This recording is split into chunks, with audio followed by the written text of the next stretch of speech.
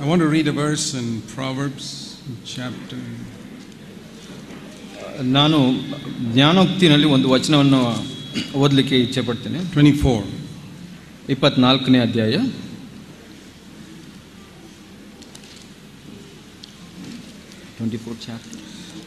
Proverbs 24 verses 3 and 4. ಜ್ಞಾನೋಕ್ತಿ 24ನೇ ಅಧ್ಯಾಯ 3 ಮತ್ತು 4ನೇ ವಚನವನ್ನು ನೋಡೋಣ. This is a very important verse for our personal life. ಇದು ನಮ್ಮ ವೈಯಕ್ತಿಕ ಜೀವಿತಕ್ಕೆ ಬಹಳ ಮುಖ್ಯವಾದ ವಚನವಾಗಿದೆ. And for our home life. ನಮ್ಮ ಕೌಟುಂಬಿಕ ಜೀವಿತಕ್ಕೆ. And for our church life. ನಮ್ಮ ಸಭೆಯ ಜೀವಿತಕ್ಕೆ. We have 3 areas of responsibility. ನಮಗೆ 3 ತರನಾದ ವಿಧವಾದ ಒಂದು ಜವಾಬ್ದಾರಿ ಇರುತ್ತೆ. One in our personal relationship with God. ಮೊದಲನೇದಾಗಿ ನಮ್ಮ ವೈಯಕ್ತಿಕ ಸಂಬಂಧ ದೇವರ ಜೊತೆ. And the other in our family, in our home. ನಂತರದ್ದು ನಮ್ಮ ಕುಟುಂಬಕ್ಕೆ, ನಮ್ಮ ಕುಟುಂಬದ ಸದಸ್ಯರ ಜೊತೆಗಿನ ಸಂಬಂಧ. And then third, ಮೂರನೇದಾಗಿ in our local church. ನಮ್ಮ ಸ್ಥಳೀಯ ಸಭೆಯಲ್ಲಿ. So here it speaks about building a house. ಇಲ್ಲಿ ಒಂದು ಮನೆಯನ್ನು ಕಟ್ಟುವುದರ ಬಗ್ಗೆ ಹೇಳುತ್ತೆ. And it says by wisdom we build a house. ಇಲ್ಲಿ ಹೇಳುತ್ತೆ ಜ್ಞಾನದಿಂದ ಮನೆಯನ್ನು ಕಟ್ಟುವುದಕ್ಕೆ ಸಾಧ್ಯ ಅಂತ. And then by understanding it is established. ವಿವೇಕವು ಆಧಾರಪಡಿಸುತ್ತೆ, ಸ್ಥಿರಪಡಿಸುತ್ತೆ ಅಂತ ಹೇಳುತ್ತೆ. And by knowledge the rooms are filled with precious and pleasant riches. ಕೋಣೆಗಳನ್ನು ಅಮೂಲ್ಯವಾದ ಎಲ್ಲ ಇಷ್ಟ ಸಂಪತ್ತಿಗೆ ತುಂಬಿಸುವುದಕ್ಕೆ ತಿಳುವಳಿಕೆ ಉಪಕರಣವಾಗಿದೆ ಅಂತ ಹೇಳುತ್ತೆ. So knowledge is like the furniture, the beds and the sofas and the tables and the chairs. ತಿಳುವಳಿಕೆ ಅನ್ನುವಂಥದ್ದು ನಮ್ಮ ಮನೆಯಲ್ಲಿ ಸೋಫಾ, ಬೆಡ್ ಅಥವಾ ಕೋಣೆಯಲ್ಲಿ ಇಡುವಂಥ ವಸ್ತುಗಳು, ಉಪಕರಣಗಳಿಗೆ ಹೋಲಿಕೆಯಾಗಿದೆ. But the house is different from the furniture. ಆದರೆ ಈ ಉಪಕರಣಗಳ ಸಾಧನಗಳಿಗಿಂತ ಈ ಮನೆ ಅಂತದ್ದು ಪ್ರತ್ಯೇಕವಾದದ್ದು. So what you learn from that is this. ಇದರಿಂದ ನಾವು ಏನು ಕಲಿಬಹುದು ಅಂದರೆ, if you only have a knowledge of the Bible, ನಮಗೆ ಒಂದು ಬೈಬಲಿನ ತಿಳುವಳಿಕೆ ಮಾತ್ರ ಇದ್ರೆ, it's like having a lot of furniture but no house. ಅದರಿಂದ ಏನು ಗೊತ್ತಾಗುತ್ತೆ ಅಂದರೆ, ನಮಗೆ ಒಂದು ಮನೆಯಲ್ಲಿ ಉಪಕರಣಗಳು ಮಾತ್ರ ಇದೆ, ಆದರೆ ಮನೆ ಇಲ್ಲ ಅಂತ. Supposing you buy a plot of land and you just put a bed over there and decide to sleep there. ಹೀಗೆ ಯೋಚನೆ ಮಾಡಿ, ನೀವು ಒಂದು ಜಾಗವನ್ನು ಖರೀದಿಸಿ ಅಲ್ಲಿ ನಿಮ್ಮ ಉಪಕರಣಗಳನ್ನು ಮಾತ್ರ ಇಡ್ತೀರಾ, ಬೆಡ್ಡು, ಸೋಫಾ ಹೀಗೆ ಇಡ್ತೀರಾ ಅಂತ ಯೋಚನೆ ಮಾಡಿ. Nobody does it. ಯಾರು ಹಾಗೆ ಮಾಡಲ್ಲ. You don't put all the chairs and tables in an open plot of ground. ಒಂದು ತೆರೆದ ಜಾಗದಲ್ಲಿ ನೀವು ಹಾಗೆ ಉಪಕರಣಗಳನ್ನು, ವಸ್ತುಗಳನ್ನು ಇಡೋದಿಲ್ಲ. You first build a house and then you put the furniture. ಮೊದಲು ನಾವು ಒಂದು ಮನೆಯನ್ನು ಕಟ್ತೀವಿ, ನಂತರ ಉಪಕರಣಗಳನ್ನು ಇಡ್ತೀವಿ. So read it again. ಮತ್ತೆ ಓದಿ. By wisdom a house is built, and then with knowledge all the rooms are filled with various things. ಮನೆಯನ್ನು ಕಟ್ಟುವುದಕ್ಕೆ ಜ್ಞಾನವೇ ಆಧಾರ, ಅದರ ಕೋಣೆಗಳನ್ನು ಅಮೂಲ್ಯವಾದ ಎಲ್ಲ ಇಷ್ಟ ಸಂಪತ್ತಿಗೆ ತುಂಬಿಸುವುದಕ್ಕೆ ತಿಳುವಳಿಕೆಯ ಕಾರಣ ಅಂತ ಹೇಳಿ. If some foolish man buys a lot of furniture and puts it in an empty plot of ground, ಒಬ್ಬ ಮೂರ್ಖ ಮನುಷ್ಯ ಬಹಳಷ್ಟು ಸಾಧನಗಳನ್ನು, ಉಪಕರಣಗಳನ್ನು ಕೊಂಡುಕೊಂಡು ಒಂದು ಜಾಗದಲ್ಲಿ, ತೆರೆದ ಜಾಗದಲ್ಲಿ ಇಡ್ತಾನೆ ಅಂತ ನೋಡಿ. he doesn't have a house, ಮನೆ ಇಲ್ಲ ಅವನಿಗೆ. and he sits out there and he sleeps in the sun and the rain. ಅವನು ಅಲ್ಲಿ ಕುಳಿತುಕೊಳ್ತಾನೆ, ಮಲ್ಕೊಳ್ತಾನೆ, ಮಳೆ ಬರುತ್ತೆ, ಬಿಸಿಲಿರುತ್ತೆ. You really think he's off his head. ನೀವು ನಿಜವಾಗ್ಲೂ ಯೋಚನೆ ಮಾಡ್ತೀರಾ ಆತ ತಲೆ ಕೆಟ್ಟಿದೆ, ಹುಚ್ಚನು ಅಂತ. Even a beggar won't build a hut like that. ಈ ಕೇವಲ ಒಬ್ಬ ಭಿಕ್ಷುಕ ಕೂಡ ಹಾಗೆ ಮನೆ ಕಟ್ಟೋದಿಲ್ಲ. They have wisdom. ಅವ್ರಿಗೆ ಕೂಡ ಜ್ಞಾನ ಇದೆ ಈ ವಿಷಯ. Even if it's a little hut, they make a hut first and then have the furniture. ಅವರು ಒಂದು ಚಿಕ್ಕ ಮನೆ ಆದ್ರೂ ಅದ್ರ ಮೊದಲು ಮನೆ ಕಟ್ಟಿ ನಂತರ ಉಪಕರಣಗಳನ್ನು ಇಡ್ತಾರೆ. And it doesn't matter if you don't have furniture. ಅಲ್ಲಿ ಉಪಕರಣಗಳು ಇಲ್ಲದೆ ಇದ್ರೂ ಪರವಾಗಿಲ್ಲ. The house is more important. ಆದರೆ ಮನೆ ಮುಖ್ಯ. Now how many of you know that wisdom is more important than knowledge? ನಿಮಗೆ ಎಷ್ಟು ಜನಕ್ಕೆ ಗೊತ್ತಿದೆ ಜ್ಞಾನ ತಿಳುವಳಿಕೆಗಿಂತ ಮುಖ್ಯವಾದದ್ದು ಅಂತ?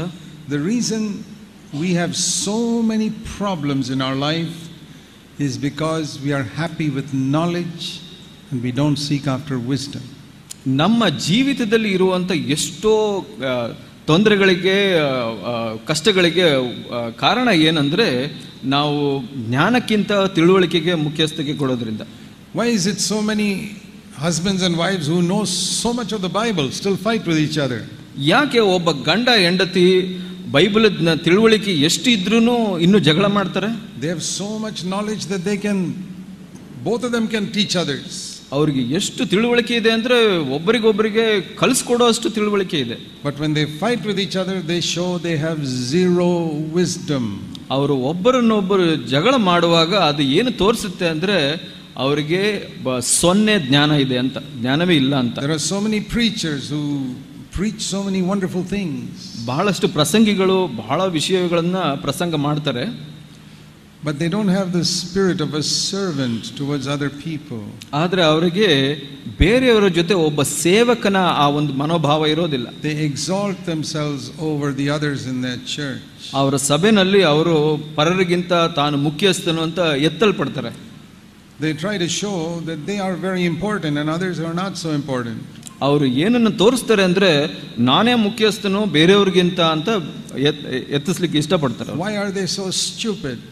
ಯಾಕೆ ಅವರು ಅಷ್ಟು ಮೂರ್ಖರಾಗಿದ್ದಾರೆ? Because they have knowledge but no wisdom. ಯಾಕಂದ್ರೆ ಅವರಿಗೆ ತಿಳುವಳಿಕೆ ಇದೆ ಆದ್ರೆ ಜ್ಞಾನ ಇಲ್ಲ.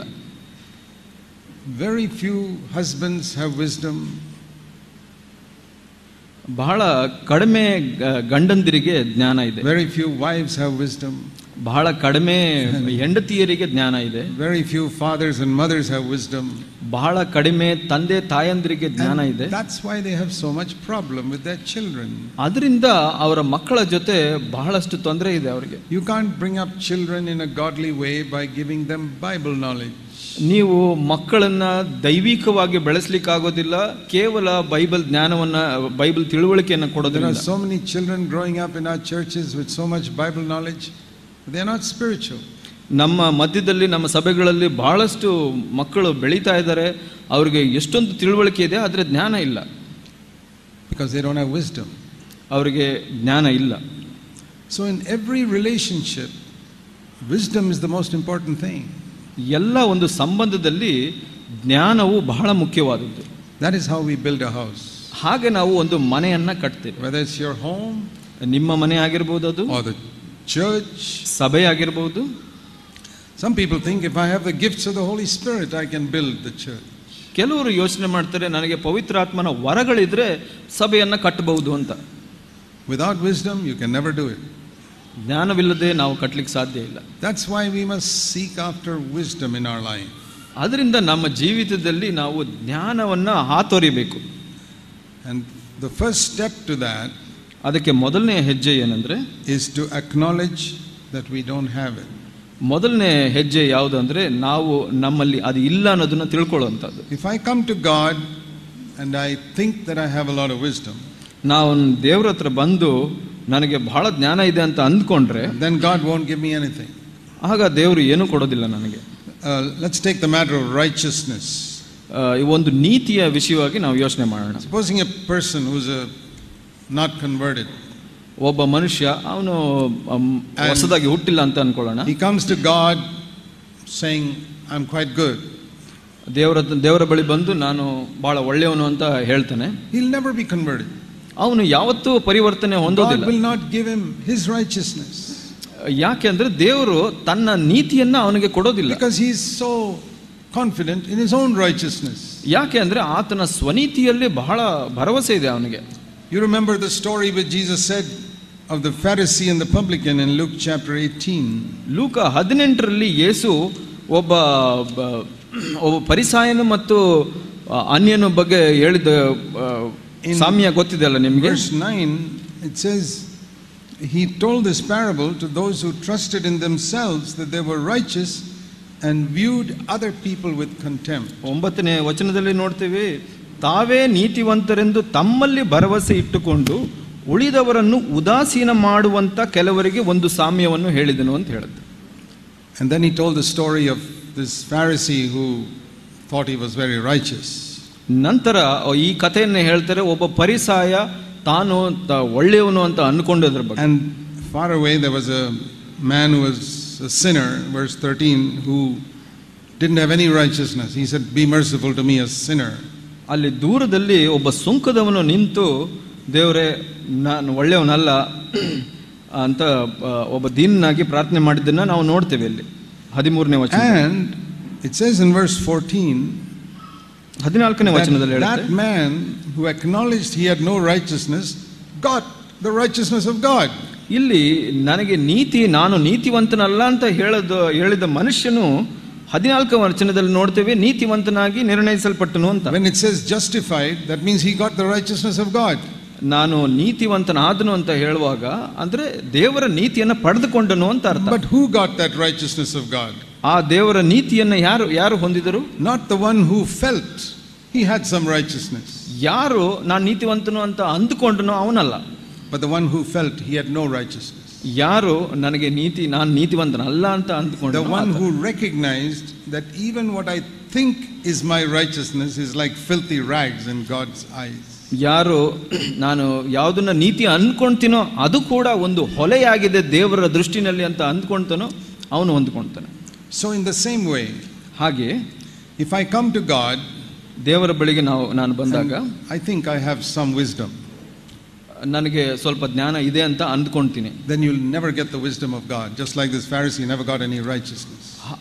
ಆವಾಗ ಏನಾಗುತ್ತೆ ಅಂದ್ರೆ ಈ ಫರಿಸಾಯನು ಹೇಗೆ ನೀತಿಯನ್ನು ಹೊಂದಿಕೊಳ್ಳಿಲ್ವೋ ಹಾಗೆ ನಾವು ಜ್ಞಾನವನ್ನು ಕೂಡ ಹೊಂದ್ಕೊಳ್ಳಲ್ಲ. But if you come to God like this, ನಾವು ದೇವರ ಬಳಿಗೆ ಹೀಗೆ ಬಂದ್ರೆ, Lord, I have a lot of knowledge but I don't have any wisdom. ದೇವರೇ ನನಗೆ ಬಹಳ ತಿಳುವಳಿಕೆ ಇದೆ ಆದ್ರೆ ಜ್ಞಾನ ಇಲ್ಲ ದೇವರೇ ಅಂತ ಹೇಳಿದ್ರೆ, then you will get the righteousness of God like this sinner got the righteousness. Then you will get the wisdom of God like the sinner got righteousness. ಆಗ ನಮಗೆ ಆ ದೇವರು ಜ್ಞಾನವನ್ನ ಕೊಡ್ತಾರೆ ಹೇಗೆ ಈ ಸುಂಕದವನು ದೇವರ ನೀತಿಯನ್ನು ಪಡೆದುಕೊಂಡನು ಹಾಗೆ. This is the meaning of being poor in spirit. ಇದರ ಅರ್ಥನೇ ಆತ್ಮದಲ್ಲಿ ಬಡವರಾಗಿರುವುದು ಅಂತ. Matthew 5 verse 3. ಮತ್ತಾಯ 5ನೇ ಅಧ್ಯಾಯ 3ನೇ ವಚನವನ್ನು ನೋಡೋಣ. Blessed are the poor in spirit, for theirs is the kingdom of heaven. ಆತ್ಮದಲ್ಲಿ ಬಡವರಾಗಿರುವವರು ಧನ್ಯರು, ಪರಲೋಕ ರಾಜ್ಯವು ಅವರದು. What does it mean to be poor in spirit? ಆತ್ಮದಲ್ಲಿ ಬಡವರಾಗಿರೋದು ಅನ್ನೋ ಅರ್ಥ ಏನು? Lord, I have no righteousness. ದೇವರೇ ನನಗೆ ಯಾವ ನೀತಿನೂ ಇಲ್ಲ, I have no wisdom. ದೇವರೇ ನನ್ನಲ್ಲಿ ಯಾವ ಜ್ಞಾನ ಇಲ್ಲ, I have no strength. ನನಗೆ ಬಲ ಇಲ್ಲ. Therefore I lean upon you. ಅದರಿಂದ ನಾನು ನಿನ್ನ ಮೇಲೆ ಆತ್ಕೊಳ್ತೇನೆ. You are my righteousness. ನೀನೇ ನನ್ನ ನೀತಿ. You are going to be my wisdom. ನೀನೇ ನನ್ನ ಜ್ಞಾನವಾಗಿರಬೇಕು ಸ್ವಾಮಿ. And you are going to be my strength. ನೀನೇ ನನ್ನ ಬಲವಾಗಿರಬೇಕು. See, the apostle Paul said in 2 Corinthians 12. 2 ಕೊರಿಂಥ 12ರಲ್ಲಿ ಪೌಲರು ಹೇಳೋದನ್ನ ನೋಡಿ. There was a man who had such a lot of knowledge of the Bible, the apostle Paul. ಅಪೊಸ್ತಲ ಪೌಲನಿಗೆ ಬೈಬಲ್ನ ತಿಳುವಳಿಕೆ ಬಹಳವಾಗಿ ಇದ್ದಿತ್ತು ಅಂತ ತಿಳ್ಕೊಂತೀವಿ. And not only he had a lot of Bible knowledge, he had a lot of righteousness also. ಬೈಬಲಿನ ತಿಳುವಳಿಕೆ ಮಾತ್ರ ಅಲ್ಲ, ಆತನಿಗೆ ಬಹಳ ನೀತಿ ಕೂಡ ಇತ್ತು, ನೀತಿವಂತನಾಗಿದ್ದನು ಆತ. Once he stood before a high priest and said, "From my childhood till today I have kept a good conscience always." ಒಂದು ಸಲ ನೋಡ್ತೇವೆ ಅಪೊಸ್ತಲರ ಕೃತ್ಯದಲ್ಲಿ ಮಹಾಯಾಜಕನ ಮುಂದೆ ನಿಂತು ನನ್ನ ಚಿಕ್ಕಂದಿನಿಂದ ನಾನು ಇಲ್ಲಿಯವರೆಗೂ ನನ್ನ ಮನಸಾಕ್ಷಿಯನ್ನು ಶುದ್ಧವಾಗಿಟ್ಟಿದ್ದೀನಿ ಅಂತ ಹೇಳಿದನು. How many of you can say that? ಅದನ್ನ ನಮ್ಮಲ್ಲಿ ಎಷ್ಟು ಜನಕ್ಕೆ ಹೇಳಲಿಕ್ಕೆ ಸಾಧ್ಯ? Is there anybody here who can say that? ಯಾರಾದರೂ ಒಬ್ರು ಹೇಳಲಿಕ್ಕೆ ಸಾಧ್ಯ ಇದೆ ಇದನ್ನ? What the apostle Paul said in Acts 23:1. ಅಪೊಸ್ತಲರ ಕೃತ್ಯ 23:1ರಲ್ಲಿ ಪೌಲನು ಹೇಳಿದ್ದನ್ನ, "From my childhood till today I have kept a good conscience." ನನ್ನ ಚಿಕ್ಕಂದಿನಿಂದ ಇಲ್ಲಿಯವರೆಗೆ ನನ್ನ ಸಾಕ್ಷಿಯನ್ನು ಶುದ್ಧವಾಗಿಟ್ಟಿದ್ದೀನಿ ಅಂತ. And in Philippians chapter 3 he says, according to the standard of the 10 commandments I was completely righteous. ನಾನು ಫಿಲಿಪ್ಪಿ 3ರಲ್ಲಿ ಹೇಳ್ತಾರೆ, ದೇವರ 10 ಆಜ್ಞೆಗಳ ನಿಯಮದ ಪ್ರಕಾರ ನಾನು ಪೂರ್ಣವಾಗಿ ಒಬ್ಬ ದೋಷರಹಿತನಾಗಿದ್ದನು ಅಂತ. He had studied in a Bible school, he had so much knowledge. ಆತ ಒಂದು ಬೈಬಲ್ ಕಾಲೇಜಿನಲ್ಲಿ ಓದಿದ್ರಿಂದ ಆತನಿಗೆ ಬೈಬಲಿನ ತಿಳುವಳಿಕೆ ಬಹಳವಾಗಿತ್ತು. What is the great danger of having a lot of knowledge and a lot of righteousness? ಬಹಳವಾಗಿ ನೀತಿ ಮತ್ತು ಬೈಬಲ್ ತಿಳುವಳಿಕೆ ಇರೋದ್ರಿಂದ ಯಾವ ಅಪಾಯ ಇದೆ? Is it bad to be righteous? ನೀತಿವಂತರಾಗಿರೋದು ಕೆಟ್ಟದ? ಇಲ್ಲ. Is it bad to have Bible knowledge? ಬೈಬಲ್ನ ತಿಳುವಳಿಕೆ ಇರೋದು ಕೆಟ್ಟದ? No. ಇಲ್ಲ. But the great danger is that those who have a lot of knowledge and have a lot of righteousness become proud of it. ಆದರೆ ಅದರಲ್ಲಿರೋ ಅಪಾಯ ಯಾವುದಂದ್ರೆ ಯಾರಿಗೆ ಹೆಚ್ಚು ನೀತಿ ಮತ್ತು ಬೈಬಲಿನ ತಿಳುವಳಿಕೆ ಹೆಚ್ಚಾಗಿರುತ್ತೋ ಅವ್ರಿಗೆ ಗರ್ವಿಗಳಾಗುವಂತ ಅಪಾಯ ಇದೆ. And that pride will send them to hell. ಆ ಒಂದು ಗರ್ವ ಅಹಂಕಾರ ಅವ್ರನ್ನ ನರಕಕ್ಕೆ ಕಳಿಸುತ್ತೆ. So what did God do to Paul? ಪೌಲನಿಗೆ ದೇವರು ಏನು ಮಾಡಿದ್ರು? He gave him a little sickness. ಆತನಿಗೆ ಒಂದು ಕಾಯಿಲೆಯನ್ನ ಕೊಟ್ಟರು. He calls it here in 2 Corinthians 12:7 a thorn in the flesh, a messenger of Satan. So ಇಲ್ಲಿ 12ನೇ ಅಧ್ಯಾಯ 2ನೇ ಕೊರಿಂಥ 7ನೇ ವಚನದಲ್ಲಿ ಹೇಳ್ತಾರೆ, ಶೂಲ ನನ್ನ ಶರೀರದಲ್ಲಿ ನಾಟಿದೆ ಎಂಬಂತೆ ನನ್ನನ್ನು ಗುದ್ದುವುದಕ್ಕೆ ಸೈತಾನನ ದೂತರಲ್ಲಿ ಒಬ್ಬನು ನನಗೆ ಕಳಿಸಲ್ಪಟ್ಟನು ಅಂತ. Sickness is a messenger of Satan. It is not from God. ಒಂದು ಅಸ್ವಸ್ಥತೆ ಅಥವಾ ಕಾಯಿಲೆ ಒಂದು ದೂತನಂತೆ ಅಂತ ಹೇಳುತ್ತೆ. Why do I say that? ಯಾಕೆ ಹೇಳ್ತೀನಿ ನಾನು ಹಾಗೆ? Because I want to ask you fathers, will any of your fathers give sickness to your children? ನೀವು ನಿಮ್ಮಲ್ಲಿ ತಂದೆಯವರಿಗೆ ನಾನು ಕೇಳಲಿಕ್ಕೆ ಇಷ್ಟಪಡ್ತೀನಿ, ನೀವು ನಿಮ್ಮ ಮಕ್ಕಳಿಗೆ ಯಾವುದಾದ್ರೂ ಕಾಯಿಲೆ ಕೊಡ್ಲಿಕ್ಕೆ ಇಷ್ಟಪಡ್ತೀರಾ? No. ಇಲ್ಲ. And Jesus said, if you evil fathers know how to give good things to your children, how much more your heavenly Father will give only good things to those who ask him. ಯೇಸು ಹೇಳಿದ್ರು, ನೀವು ಒಳ್ಳೆಯ ತಂದೆಯಂದಿರು ನಿಮ್ಮ ಮಕ್ಕಳಿಗೆ ಕೆಟ್ಟದನ್ನ ಕೊಡ್ಲಿಕ್ಕೆ ಇಷ್ಟಪಡೋದಿಲ್ಲ, ಹಾಗಿದ್ರೆ ಒಳ್ಳೆಯ ತಂದೆ, ಪರಲೋಕ ತಂದೆ ಎಷ್ಟು ಒಳ್ಳೆಯವರು ಯೋಚನೆ ಮಾಡಿ. Don't ever say God gave you a sickness. That will be like saying your father or mother gave you a sickness. ನೀವು ಯಾವತ್ತು ದೇವರು ನನಗೆ ಕಾಯಿಲೆಯನ್ನ ಕೊಟ್ಟರು ಅಂತ ಹೇಳಬೇಡಿ. ಅದು ಹೇಗೆ ಅಂದ್ರೆ ನಿಮ್ಮ ತಂದೆ ತಾಯಿ ನಿಮಗೆ ಕಾಯಿಲೆ ಕೊಟ್ಟರು ಅಂತ ಹೇಳೋದು. God allows the devil to give us a sickness sometimes. ಆದರೆ ಸೈತಾನನು ನಿಮಗೆ ಕಾಯಿಲೆ ಕೊಡೋ ತರ ಅನುಮತಿಸ್ತಾರೆ. So the sickness is a messenger of Satan. ಒಂದು ಕಾಯಿಲೆ ಅನ್ನೋದು ಒಂದು ಸೈತಾನನ ದೂತನಂತೆ. And even Paul got it. ಪೌಲನು ಕೂಡ ಹೊಂದಿದ್ದನು ಅದನ್ನ. Paul says, I got this messenger of Satan which is like something troubling me in my flesh all the time. ನನ್ನ ಶರೀರದಲ್ಲಿ ಬಹಳ ತೊಂದರೆ ಕೊಡ್ತಾ ಇದೆ ಈ ಸೈತಾನನ ದೂತ ಅಂತ ಪೌಲನು ಹೇಳಿದನು. It's like if a thorn gets into your foot, how difficult it is. ನಿಮ್ಮ ಕಾಲಿನಲ್ಲಿ ಒಂದು ಮುಳ್ಳು ಚುಚ್ಚಿಕೊಂಡ್ರೆ ಎಷ್ಟು ಕಷ್ಟ ಆಗುತ್ತೆ ಯೋಚನೆ ಮಾಡಿ. And if you can't take it out, ನಿಮಗೆ ಅದನ್ನ ತೆಗಿಲಿಕ್ಕೆ ಆಗಿಲ್ಲ ಅಂದ್ರೆ you have to limp and walk. You can't take out the thorn. ನೀವು ಮುಳ್ಳನ್ನ ತೆಗಿಲಿಕ್ಕೆ ಆಗದೆ ಇರೋದ್ರಿಂದ ನೀವು ಕುಂಟುತ್ತಾ ನಡಿಬೇಕಾಗುತ್ತೆ. Now this is not a physical thorn that he could take out easily. ಇಲ್ಲಿ ಪೌಲನು ಹೇಳೋದು ಒಂದು ಶಾರೀರಿಕ ಒಂದು ಮುಳ್ಳಾಗಿರಲಿಲ್ಲ. It was some type of sickness which only God could take out. ಅಲ್ಲಿ ಒಂದು ತರದ ಒಂದು ಕಾಯಿಲೆ ಆಗಿತ್ತು, ದೇವರೇ ತೆಗಿಬೇಕಾಗಿತ್ತು ಅದನ್ನ. And God allows sometimes some little problem like that to come into our life. ದೇವರು ಹಾಗೆ ಕೆಲವು ಸಲ ಈ ತರ ತೊಂದರೆಗಳು ಬರಲಿಕ್ಕೆ ಅನುಮತಿಸ್ತಾರೆ. It could be a financial difficulty, it could be a sickness, it could be some problem. ಅದು ಹಣದ ತೊಂದರೆ ಇರಬಹುದು, ಕೆಲವು ಕಾಯಿಲೆ ಇರಬಹುದು, ಅಥವಾ ಬೇರೆ ಏನಾದರೂ ಆಗಿರಬಹುದು. And it says in verse 8, he prayed 3 times, the Lord, take it away. ಇಲ್ಲಿ 8ನೇ ವಚನದಲ್ಲಿ ನೋಡ್ತೀವಿ, ಆತನು ಇದನ್ನು ತೆಗೆದು ಬಿಡು ಸ್ವಾಮಿ ಅಂತ 3 ಸಲ ಪ್ರಾರ್ಥನೆ ಮಾಡಿದ್ದನ್ನ. Is there anything impossible for God? ದೇವರಿಗೆ ಯಾವುದಾದ್ರೂ ಕಷ್ಟ ಇದೆಯಾ? Why didn't God take it away? ಯಾಕೆ ದೇವರು ತೆಗಿಲಿಲ್ಲ ಅದನ್ನ? Why doesn't God take away some of those things which are troubling you? ಯಾಕೆ ದೇವರು ನಿಮಗೆ ತೊಂದರೆ ಕೊಡ್ತಾ ಇರೋ, ಕಷ್ಟ ಕೊಡ್ತಾ ಇರೋ ಕೆಲವನ್ನ ತೆಗಿತಾ ಇಲ್ಲ? You say, oh, it's because I'm such a bad person, that's why God doesn't take it away. ನೀವು ಹೇಳಬಹುದು, ನಾನು ಬಹಳ ಕೆಟ್ಟ ಮನುಷ್ಯ, ಅದರಿಂದ ದೇವರು ತೆಗಿತಾ ಇಲ್ಲ ಅಂತ. But Paul was not a bad person. He was one of the greatest servants of God in that time. ಆದರೆ ಪೌಲನ ಬಗ್ಗೆ ಯೋಚನೆ ಮಾಡಿ, ಆತನು ಕೆಟ್ಟ ಮನುಷ್ಯನಾಗಿರಲಿಲ್ಲ, ಆತನು ಅಂದು ಜೀವಿಸಿದ ಕ್ರೈಸ್ತರಲ್ಲಿ ಬಹಳ ಮುಖ್ಯವಾದನಾಗಿದ್ದನು. When your prayer is not answered, you think, oh, I must be so bad, that's why God doesn't answer my prayer. ನೀವು ಅನ್ಕೊಳ್ಬಹುದು, ನಿಮ್ಮ ಪ್ರಾರ್ಥನೆಗೆ ಉತ್ತರ ಸಿಗದೆ ಇದ್ದಾಗ, ಓ ನನಗೆ ಬಹಳ ಕೆಟ್ಟ ಮನುಷ್ಯ, ಅದರಿಂದ ನನಗೆ ಉತ್ತರ ಸಿಗಲಿಲ್ಲ ಅಂತ. The apostle Paul, he prayed and his prayer was not answered. ಇಲ್ಲಿ ಅಪೊಸ್ತಲ ಪೌಲನ ಬಗ್ಗೆ ನೋಡ್ತೀವಿ, ಆತ ಪ್ರಾರ್ಥನೆ ಮಾಡಿದ್ರು ಅದಕ್ಕೆ ಉತ್ತರ ಸಿಕ್ಕಲಿಲ್ಲ. It doesn't just say prayed. If you read verse 8, it says he entreated the Lord. That means he was fervently crying out, God help me. ಇಲ್ಲಿ 8ನೇ ವಚನನ ಓದಿದ್ರೆ ನಿಮಗೆ ಗೊತ್ತಾಗುತ್ತೆ, ಅಲ್ಲಿ 3 ಸಲ ಕರ್ತನನ್ನು ಬೇಡಿಕೊಂಡನು ಅಂತ. ಅಂದ್ರೆ ಅವನು ಕೂಗಿ ಕೇಳಿಕೊಂಡನು ದೇವರಿಗೆ. Desperate cry like a drowning man, please help ಅಲ್ಲಿ me. ಒಬ್ಬ ಮುಳುಗುತ್ತಾ ಇರೋ ಒಬ್ಬ ಮನುಷ್ಯ ಕೂಗಿ ಕಿರ್ಚ್ಕೊಳ್ಳೋ ತರ ಆಯ್ತು. God said no. ಆದ್ರೆ ದೇವರು ಹೇಳಿದ್ರು He ಇಲ್ಲ. prayed again, God said no. ಆತ ಮತ್ತೆ ಪ್ರಾರ್ಥಿಸಿದನು, ದೇವರು prayed ಇಲ್ಲ. again, God said no. ಆತ ಮತ್ತೆ ಪ್ರಾರ್ಥಿಸಿದನು, ದೇವರು ಇಲ್ಲ ಅಂತ ಹೇಳಿದ್ರು. Why did God say no? ಯಾಕೆ ದೇವರು ಇಲ್ಲ ಅಂತ ಹೇಳಿದ್ರು? Because Paul was in danger of becoming proud. ಯಾಕೆ ಅಂದ್ರೆ ಪೌಲ ಅಹಂಕಾರಿ ಆಗುವಂತ ಒಂದು ಸಂಭವ He says that in verse 7, to save me from exalting myself. ಇಲ್ಲಿ 7ನೇ ವಚನದಲ್ಲಿ ಹೇಳುತ್ತೆ, ವಿಶೇಷವಾಗಿರುವುದರಿಂದ ನಾನು ಹೊಗಳಿಕೊಳ್ಳದೆ ಸುಮ್ಮನಿರುತ್ತೇನೆ ನಾನು ನನ್ನನ್ನು ಅತಿಶಯವಾಗಿ ಹೆಚ್ಚಿಸಿಕೊಳ್ಳಬಾರದೆಂದು ಅಂತ ಹೇಳುತ್ತೆ. Now, if I were to ask you a question, ನಾನು ನಿಮಗೆ ಒಂದು ಪ್ರಶ್ನೆ ಕೇಳೋದಾದ್ರೆ, please answer it honestly. ಅದನ್ನ ಪ್ರಾಮಾಣಿಕವಾಗಿ ಉತ್ತರಿಸಿ. Are you in danger of exalting yourself over other believers? ನೀವು ನಿಮ್ಮನ್ನ ಬೇರೆಯವರಿಗಿಂತ ಎತ್ತಿಸೋ ವಿಷಯದಲ್ಲಿ ಅಪಾಯದಲ್ಲಿದ್ದೀರಾ? Are you in danger of thinking that you are better than other believers in your church? ನಿಮ್ಮ ಸಭೆಯಲ್ಲಿ ಬೇರೆ ವಿಶ್ವಾಸಿಗಳಿಗಿಂತ ನಾನು ಉತ್ತಮವಾದವನ್ನು ಅನ್ಕೊಳ್ಳುವಂತ ಭಯದಲ್ಲಿದ್ದೀರಾ, ಅಪಾಯದಲ್ಲಿದ್ದೀರಾ? Becoming proud? ನೀವು ಅಹಂಕಾರಿಗಳಾಗ್ತಾ ಇದ್ದೀರಾ ಹಾಗೆ? And if you say no, I'm not in such danger, ನೀವು ಹೇಳಿದ್ರೆ ಇಲ್ಲ ಆ ಥರ ಅಪಾಯದಲ್ಲಿ ನಾನು ಇಲ್ಲ ಅಂತ ಹೇಳಿದ್ರೆ, then I want to tell you, you are in the biggest danger of all. ನಾನು ಹೇಳ್ತೀನಿ, ನೀವು ಬಹಳ ದೊಡ್ಡ ಅಪಾಯದಲ್ಲಿದ್ದೀರಾ. Because the apostle Paul was in that danger. Where are you and I? ಯಾಕೆ ಅಂದ್ರೆ ಅಪೊಸ್ತಲ ಪೌಲನೇ ಆ ಅಪಾಯದಲ್ಲಿ ಇರಬೇಕಾದ್ರೆ ನಾನು ನೀವು ಎಲ್ಲಿರ್ತೀವಿ? I want to say to all of you, ನಾನು ಪ್ರತಿಯೊಬ್ಬರಿಗೂ ಹೇಳಲಿಕ್ಕೆ ಇಷ್ಟಪಡ್ತೇನೆ, we are all in danger all the time of exalting ourselves. ನಾವು ಎಲ್ಲರೂ ಪ್ರತಿ ಸಮಯದಲ್ಲೂ ನಮ್ಮನ್ನ ಬೇರೆಯವರಿಂದ ಎತ್ತಿಸ್ಕೊಳ್ಳೋ ಅಪಾಯದಲ್ಲಿ ಇರ್ತೀವಿ.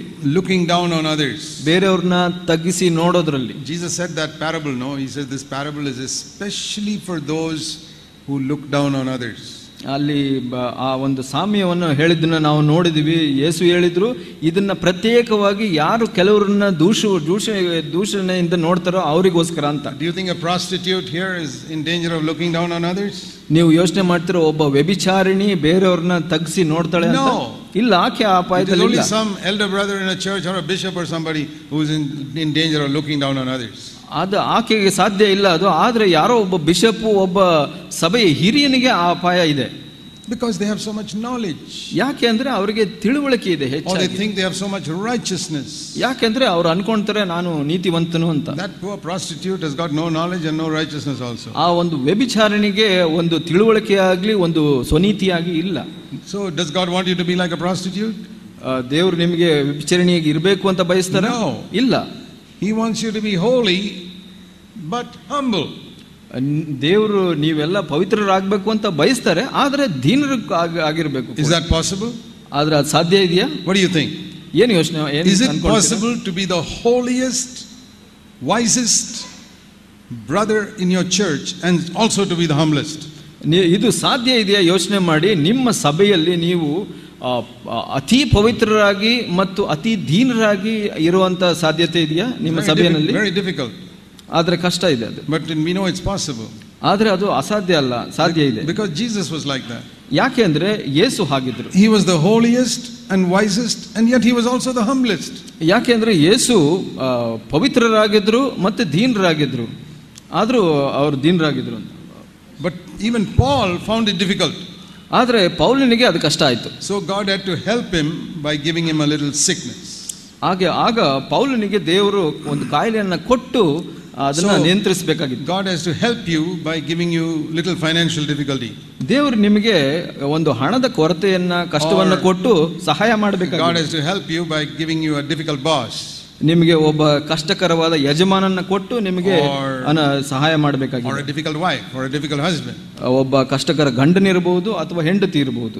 That is God's way of helping you to humble yourself. ಅದು ದೇವರು ನಿಮಗೆ ಸಹಾಯ ಮಾಡುವಂತ ಒಂದು ವಿಧಾನ ನೀವು ತಗ್ಗಿಸಿಕೊಳ್ಳಲಿಕ್ಕೆ. You know, I have seen people who boast about how good their children are. ನಾನು ನೋಡಿದ್ದೀನಿ ಕೆಲವರು ತಮ್ಮ ಮಕ್ಕಳ ಬಗ್ಗೆ ಗರ್ವ ಪಡ್ತಾರೆ, ಎಷ್ಟು ಒಳ್ಳೆಯವರು ಅಂತ. Then one of their children go astray. ಅವ್ರು ಒಂದು ದಿವಸ ಒಂದು ಮಗು ದೂರ ಹೋಗ್ಬಿಡುತ್ತೆ. Then they become humble. ಆವಾಗ ಅವರು ದೀನರಾಗ್ಬಿಡ್ತಾರೆ. But why wait till that happens? ಯಾಕೆ ಅದು ಆಗೋವರೆಗೆ ಕಾಯಬೇಕು? When your children are doing well, why not humble yourself and say, that is God's mercy. It's got nothing to do with me. ನಿಮ್ಮ ಮಕ್ಕಳು ಒಳ್ಳೆಯವರಾಗಿದ್ದಾಗ ದೇವರೇ ಇದು ನಿನ್ನ ಕರುಣೆ ಅಂತ ದೀನರಾಗಿರೋಕ್ಕೆ ಸಾಧ್ಯ ಇಲ್ವಾ? But most people don't say that. ಆದ್ರೆ ಬಹಳಷ್ಟು ಜನ ಹಾಗೆ ಹೇಳೋದಿಲ್ಲ. You ask yourself. ನಿಮ್ಮನ್ನ ನೀವೇ ಕೇಳ್ಕೊಳ್ಳಿ. How do you look at your own children and compare them with the other children in your church? ನಿಮ್ಮ ಮಕ್ಕಳನ್ನ ನೀವು ನೋಡಿ ಬೇರೆಯವ್ರ ಜೊತೆ ಹೇಗೆ ಹೋಲಿಸಿ ನೋಡ್ತೀರಾ ನೋಡಿ. Are you proud? ನೀವು ಅಹಂಕಾರ ಪಡ್ತೀರಾ? My children are well behaved compared to other children. ಬೇರೆ ಮಕ್ಕಳಿಗಿಂತ ನಮ್ಮ ಮಕ್ಕಳು ಚೆನ್ನಾಗಿ ನಡ್ಕೊಳ್ತಾರೆ ಅಂತ. You be careful.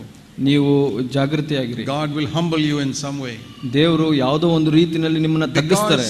God hates proud people. ಯಾಕಂದ್ರೆ ದೇವರು ಅಹಂಕಾರಿಗಳನ್ನ ಎದುರಿಸ್ತಾರೆ. He doesn't hate the prostitute. ಆ ಒಬ್ಬ ವ್ಯಭಿಚಾರಿನ ದ್ವೇಷಿಸುವುದಿಲ್ಲ. He doesn't hate the murderer. ಒಬ್ಬ ಕೊಲೆಗಾರನ ದ್ವೇಷಿಸುವುದಿಲ್ಲ ದೇವರು. But he resists proud people. ಅಹಂಕಾರಿಗಳನ್ನ ದೇವರು ಎದುರಿಸ್ತಾರೆ. And so if you want wisdom, ನಿಮಗೆ ಜ್ಞಾನ ಬೇಕಾದ್ರೆ let's turn to Psalm 25. ಕೀರ್ತನೆ 25ನೇ ವಚನ ನೋಡು. 25ನೇ ಅಧ್ಯಾಯ ನೋಡ್ಕೊಳ್ಳೋಣ.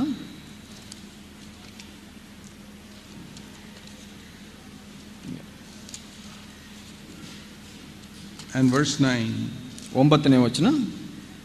It says in the last part, he teaches the humble his way. ಇಲ್ಲಿ ಕಡೆಯದಾಗಿ ಹೇಳುತ್ತೆ, ದೀನರಿಗೆ ತನ್ನ ಮಾರ್ಗವನ್ನು ತೋರಿಸುವನು ಅಂತ. Whom does God teach his ways? ಯಾರಿಗೆ ದೇವರು ತನ್ನ ಮಾರ್ಗಗಳನ್ನು ತೋರಿಸ್ತಾನೆ? Not clever people, ಬುದ್ಧಿವಂತರಿಗಲ್ಲ, not rich people, ಐಶ್ವರ್ಯವಂತರಿಗಲ್ಲ, but humble people. ಆದರೆ ದೀನರಿಗೆ ಅಂತ ಹೇಳುತ್ತೆ. Do you understand now why you have not understood God's ways? ಇವಾಗ ನಿಮಗೆ ಗೊತ್ತಾಗುತ್ತಾ ಯಾಕೆ ದೇವ್ರ ಮಾರ್ಗ ನಿಮಗೆ ಗೊತ್ತಾಗ್ಲಿಲ್ಲ ಅಂತ? Maybe you are proud of something in your life. ಯಾವುದೋ ಒಂದು ವಿಷಯದಲ್ಲಿ ನಿಮಗೆ ಅಹಂಕಾರ ಇದೆ, ಅದರಿಂದ. Maybe you compare yourself with other believers. ನೀವು ನಿಮ್ಮನ್ನ ಬೇರೆ ವಿಶ್ವಾಸಿಗಳ ಜೊತೆ ಹೋಲಿಸಿ ನೋಡಿರಬಹುದು. You know, it's very easy to be proud. ನಾವು ಅಹಂಕಾರಿಗಳಾಗೋದು ಬಹಳ ಸುಲಭ. Even if you sisters can cook a meal and somebody appreciates that, saying that was a really good meal. ನೀವು ಸಹೋದರಿಯರು ನೀವು ಮಾಡಿದ ಅಡಿಗೆಯನ್ನ ಬೇರೆಯವರು ಮೆಚ್ಚಿಕೊಂಡ್ರೆ ಅದರಲ್ಲೂ ಅಹಂಕಾರ ಪಡುವಂತ ಸಾಧ್ಯತೆಗಳಿದೆ. You can become proud and God begins to resist you after that. ನೀವು ಅಹಂಕಾರಿ ಆಗಿದ ತಕ್ಷಣ ದೇವರು ನಿಮ್ಮನ್ನ ವಿರೋಧಿಸಲಿಕ್ಕೆ ಎದುರಿಸಲಿಕ್ಕೆ ಪ್ರಾರಂಭಿಸ್ತಾರೆ. And you face a problem which that other sister who cannot cook well does not face. ನಿಮಗೆ ಯಾವ ತೊಂದರೆ ಎದುರಾಗುತ್ತೆ ಅಂದ್ರೆ ಆ ಒಂದು ಇನ್ನೊಬ್ಬ ಸಹೋದರಿ ಸರಿಯಾಗಿ ಅಡಿಗೆ ಮಾಡ್ಲಿಕ್ಕೆ ಬರೋಲ್ಲ, ಆಕೆ ಎದುರಿಸದೇ ಇರೋ ಸಮಸ್ಯೆ ನಿಮಗೆ ಬರುತ್ತೆ. I'm not saying therefore you should cook badly. ನಾನು ಹೇಳ್ತಾ ಇರೋದು ನೀವು ಕೆಟ್ಟದಾಗಿ ಅಡಿಗೆ ಮಾಡಬೇಕು ಅಂತಲ್ಲ. But whatever we do, ನಾವು ಏನೇ ಮಾಡಿದ್ರು we need to humble ourselves and say, Lord, that is your ability you have given me. It's not my own ability. ದೇವರೇ, ಇದು ನೀನು ಕೊಟ್ಟ ಸಾಮರ್ಥ್ಯ, ಅದು ನನ್ನಿಂದ ಹುಟ್ಟಿದ್ದಲ್ಲ ಅಂತ ಹೇಳಬೇಕು. I have seen through 53 years of being a believer one truth. ನಾನು ಒಂದು ಸತ್ಯವನ್ನು ತಿಳ್ಕೊಂಡಿದ್ದೀನಿ ಈ 53 ವರ್ಷಗಳ ಕಾಲ ವಿಶ್ವಾಸಿಗಳಾಗಿ. Most of the preachers I have heard have no anointing of the Holy Spirit. ನಾನು ಕೇಳಿದಂತ ಬಹಳಷ್ಟು ಹೆಚ್ಚಿನ ಅಂಶ ಪ್ರಸಂಗಿಗಳಿಗೆ ಪವಿತ್ರ ಆತ್ಮನ ಒಂದು ಅಭಿಷೇಕ ಇಲ್ಲದೆ ಇರೋ. Because God blesses them a little bit, they become proud. ದೇವರು ಬಹಳ ಸಣ್ಣದಾಗಿ ಅವರನ್ನ ಆಶೀರ್ವದಿಸ್ತಾರೆ, ಅವರು ಅಹಂಕಾರಿಗಳಾಗ್ತಾರೆ. One message, God really anoints them, they give a powerful word. ಅವರು ಒಂದು ಪ್ರಸಂಗವನ್ನ ಕೊಡ್ತಾರೆ, ದೇವರು ನಿಜವಾಗಿ ಅಭಿಷೇಕಿಸ್ತಾರೆ. And God resists them after that. For the next 100 times they are useless. ಅವರು ಅಹಂಕಾರಿಗಳಾದಾಗ ದೇವರು ಅವ್ರನ್ನ ಎದುರಿಸ್ತಾರೆ. ಅವರು ಮತ್ತೆ ಮುಂದಿನ 100 ಪ್ರಸಂಗದಲ್ಲಿ ಅವರಿಗೆ ದೇವರ ಅಭಿಷೇಕ ಇರೋದಿಲ್ಲ. After many failures they humble themselves again. ಬಹಳಷ್ಟು ಸೋಲಿನ ನಂತರ ಅವರು ತಮ್ಮನ್ನು ತಾವು then God blesses them. ಮತ್ತೆ ದೇವರು ಅಭಿಷೇಕ. And again they become proud. ಮತ್ತೆ ಅವರು ಅಹಂಕಾರಿಗಳಾಗ್ತಾರೆ. And for the next many years God is their enemy again. ಬಹಳಷ್ಟು ವರ್ಷಗಳ ಕಾಲ ನಂತರ ದೇವರು ಅವರಿಗೆ ವಿರೋಧಿಯಾಗಿರ್ತಾರೆ. Why should it be like that? ಯಾಕೆ ಹಾಗಿರಬೇಕು? Why not value every brother and sister as precious to God? ಎಲ್ಲ ಸಹೋದರ ಸಹೋದರಿಯರು ದೇವರಿಗೆ ಪ್ರಮುಖವಾದರು, ಅಮೂಲ್ಯವಾದವರು ಅಂತ ಯಾಕೆ ನೆನೆಸಬಾರದು? If you are better than them, give the glory to God. ನೀವು ಅವರಿಗಿಂತ ಉತ್ತಮರಾಗಿದ್ರೆ ದೇವರಿಗೆ ಮಾತ್ರ ಮಹಿಮೆ ಕೊಡಿ. If you know the Bible better than them, give the glory to God. ನಿಮಗೆ ಅವರಿಗಿಂತ ಬೈಬಲ್ ತಿಳುವಳಿಕೆ ಹೆಚ್ಚಿದ್ರೆ ದೇವರಿಗೆ ಮಹಿಮೆ ಕೊಡಿ. If your children are better behaved than other people's children, give the glory to God. ನಿಮ್ಮ ಮಕ್ಕಳು ಪರರ ಮಕ್ಕಳಿಗಿಂತ ಉತ್ತಮರಾಗಿದ್ರೆ ದೇವರಿಗೆ ಮಾತ್ರ ಮಹಿಮೆ ಕೊಡಿ. You know what will happen? ಅದರಿಂದ ಏನಾಗುತ್ತೆ ಗೊತ್ತಾ? You will keep on increasing in wisdom. ನೀವು ಹೆಚ್ಚೆಚ್ಚು ದೇವರ ಜ್ಞಾನದಲ್ಲಿ ಬೆಳಿತೀರಾ. You will build a wonderful house finally by the end of your life. ನಿಮ್ಮ ಜೀವಿತದ ಕಡೆಗೆ ನೀವು ಒಳ್ಳೆಯ ಮನೆಯನ್ನ ಕಟ್ತೀರಾ. You will understand so much of God's ways because he teaches the humble his way, it says here. ಈ ವಚನದಲ್ಲಿ ಹೇಳೋ ಹಾಗೆ ದೇವರು ತನ್ನ ಮಾರ್ಗವನ್ನ ಕಲಿಸ್ಕೊಡ್ತಾರೆ. ಯಾಕೆಂದ್ರೆ ದೀನರಿಗೆ ದೇವರು ತನ್ನ ಮಾರ್ಗವನ್ನ ತೋರಿಸ್ತಾರೆ. But I was talking about the difference between wisdom and knowledge. ಆದರೆ ನಾನು ಹೇಳ್ತಾ ಇದ್ದೆ ತಿಳುವಳಿಕೆ ಮತ್ತು ಜ್ಞಾನದ ಬಗ್ಗೆ, ವ್ಯತ್ಯಾಸದ ಬಗ್ಗೆ. See, those in CFC who have attended so many conferences. ನಮ್ಮ CFC ನಲ್ಲಿ ಬಹಳಷ್ಟು ಕೂಟಗಳನ್ನ, ಕಾನ್ಫರೆನ್ಸ್ಗಳನ್ನ attend ಮಾಡಿದವರಿದ್ದಾರೆ. I think we have more Bible knowledge than anybody in India. ಈ ಭಾರತ ದೇಶದಲ್ಲಿ ಹೋಲಿಸಿ ನೋಡಿದ್ರೆ ಎಲ್ಲರಿಗಿಂತ ಹೆಚ್ಚಾಗಿ ಬೈಬಲ್ ತಿಳುವಳಿಕೆ ಇದೆ ಅಂತ ಹೇಳಬಹುದು. Even our young teenage boys and girls know more Bible than many preachers. ನಮ್ಮ ಚಿಕ್ಕ ಯೌವನಸ್ಥರು ಕೂಡ ಬೈಬಲ್ ತಿಳುವಳಿಕೆ ಹೆಚ್ಚಾಗಿದೆ ಅಂತ ಹೇಳಬಹುದು ನಾವು. But do you think we all have so much wisdom? ಆದರೆ ನೀವು ಅನ್ಕೊಂತೀರಾ ನಮಗೆ ಹೆಚ್ಚು ಜ್ಞಾನ ಇದೆ ಅಂತ? No, ಇಲ್ಲ. There is as much fighting and quarreling in our homes as in other godless homes. ನಮ್ಮ ಕುಟುಂಬಗಳಲ್ಲಿ ಕೂಡ ಬೇರೆ ಅನ್ಯರ ಕುಟುಂಬಗಳಲ್ಲಿ ಎಷ್ಟು ಜಗಳ ಹೋರಾಟಗಳಿದೆಯೋ ಅಷ್ಟೇ ಇದೆ. Which shows me we have no wisdom. ಇದು ಏನು ತೋರಿಸುತ್ತೆ ಅಂದ್ರೆ ನಮಗೆ ಜ್ಞಾನ ಇಲ್ಲ ಅನ್ನೋದು. So you need to understand clearly, knowledge will not make you spiritual. ಇದರಿಂದ ಏನು ನಾವು ಚೆನ್ನಾಗಿ ತಿಳ್ಕೊಳ್ಬೇಕು ಅಂದ್ರೆ ಒಂದು ತಿಳುವಳಿಕೆ ನಮ್ಮನ್ನ ಜ್ಞಾನಿಗಳಾಗಿ ಮಾಡೋದಿಲ್ಲ. If you want to live properly on this earth, what you need is the wisdom of God. ನಾವು ಈ ಭೂಲೋಕದಲ್ಲಿ, ಇಹಲೋಕದಲ್ಲಿ ಸರಿಯಾಗಿ ಜೀವಿಸಬೇಕು ಅಂದ್ರೆ ದೇವರ ಜ್ಞಾನದ ಅವಶ್ಯಕತೆ ಇದೆ. And the greatest example of wisdom is Jesus Christ. ಒಂದು ಈ ಜ್ಞಾನಕ್ಕೆ ಒಳ್ಳೆಯ ಉದಾಹರಣೆ ಅಂದ್ರೆ ಯೇಸು ಕ್ರಿಸ್ತನು ಮಾತ್ರ. In fact, in Proverbs chapter 8, his name is called wisdom. ಇಲ್ಲಿ ಜ್ಞಾನೋಕ್ತಿ 8ನೇ ಅಧ್ಯಾಯದಲ್ಲಿ ಹೇಳುತ್ತೆ ಆತನ ಹೆಸರೇ ಜ್ಞಾನ ಅಂತ ಹೇಳಿ. And the greatest example of knowledge without wisdom is the devil. ನಮಗೆ ಉದಾಹರಣೆ, ಒಳ್ಳೆಯ ಉದಾಹರಣೆ, ಹೆಚ್ಚಿನ ಉದಾಹರಣೆ ಒಂದು ತಿಳುವಳಿಕೆ ಇದ್ದು ಜ್ಞಾನ ಇಲ್ಲದೆ ಇರೋದಕ್ಕೆ ಅಂದ್ರೆ ಸೈತಾನನು. So much knowledge, ಬಹಳಷ್ಟು ತಿಳುವಳಿಕೆ. Do you know that the devil knows the Bible better than all of us? ನಿಮಗೆ ಗೊತ್ತಿದೆಯಾ ನಮ್ಮ ಎಲ್ಲರಿಗಿಂತ ಹೆಚ್ಚಾಗಿ ಬೈಬಲ್ ಜ್ಞಾನ, ಬೈಬಲ್ ತಿಳುವಳಿಕೆ ಸೈತಾನನಿಗಿದೆ ಅಂತ? See one example in Matthew 4. ಮತ್ತಾಯ 4ರಲ್ಲಿ ಒಂದು ಉದಾಹರಣೆಯನ್ನ ನೋಡೋಣ. The devil is tempting Jesus Christ here. ಇಲ್ಲಿ ಯೇಸು ಕ್ರಿಸ್ತನನ್ನ ಸೈತಾನನು ಶೋಧಿಸಿದನು.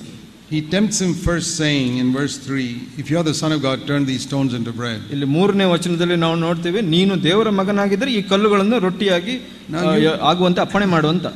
You may think, what is the sin if you have the power to turn stones into bread, to turn stones into bread when you're hungry? So ಇದರಲ್ಲಿ ನೀವು ಯೋಚನೆ ಮಾಡ್ಬೋದು, ಇದರಲ್ಲಿ ಎಂತ ಪಾಪ ಇದೆ, ನೀವು ಒಂದು ಶಕ್ತಿ ಕೂಡ ಇದೆ ಒಂದು ಕಲ್ಲನ್ನ ರೊಟ್ಟಿಯಾಗಿ ಮಾಡ್ಲಿಕ್ಕೆ, ಅದರಲ್ಲೂ ನೀನು ಹಸಿವೆ ಆಗಿದ್ದಾಗ ಮಾಡಿದ್ರೆ ಅದರಲ್ಲಿ ಎಂತ ಪಾಪ ಅಂತ. You are hungry because you have not eaten for 40 days. ಯಾಕೆ ಅಂದ್ರೆ ನೀನು ಬಹಳ ಹಸಿದಿದ್ದೀಯಾ, 40 ದಿವಸ ಕಾಲ ಉಪವಾಸ ಮಾಡಿದೀಯಾ. And you're not stealing anybody's bread. ಅಲ್ಲಿ ನೀನು ಯಾರಿಂದ ರೊಟ್ಟಿಯನ್ನ ಕಳ್ತನ ಮಾಡ್ತಾ ಇಲ್ಲ. Jesus had the power to turn stones into bread. ಯೇಸುಗೆ ಆ ಒಂದು ಶಕ್ತಿ ಇತ್ತು ಕಲ್ಲನ್ನ ರೊಟ್ಟಿಯಾಗಿ ಪರಿವರ್ತನೆ ಮಾಡುವಂತದ್ದು. And this is not a luxury, it's just to eat what is necessary for the body. ಇದೊಂದು ಐಡೋರ್ಯ ಅಲ್ಲ,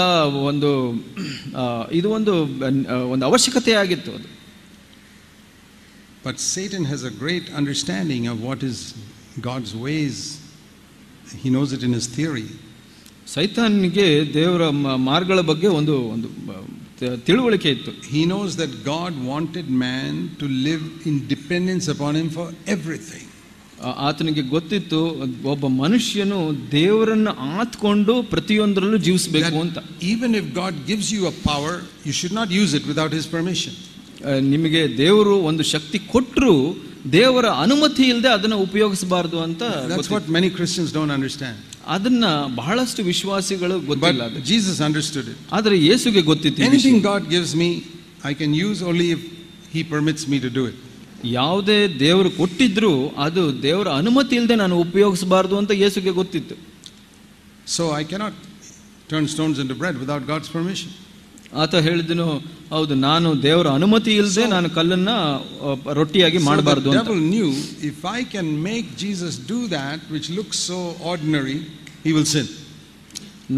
ಸೈತಾನನಿಗೆ ಗೊತ್ತಿತ್ತು, ನಾನು ಇದನ್ನ ಬಹಳ ಚಿಕ್ಕದಾಗಿ ಕಾಣಿಸುತ್ತೆ, ಆದ್ರೆ ಆ ಥರ ಮಾಡ್ಲಿಕ್ಕೆ ಯೇಸುಗೆ ಅನುಮತಿಸಿದ್ರೆ ಅವನು ತಪ್ಪು ಮಾಡಿದಾಗ ಆಗುತ್ತೆ ಅಂತ. Jesus quoted a scripture, verse 4.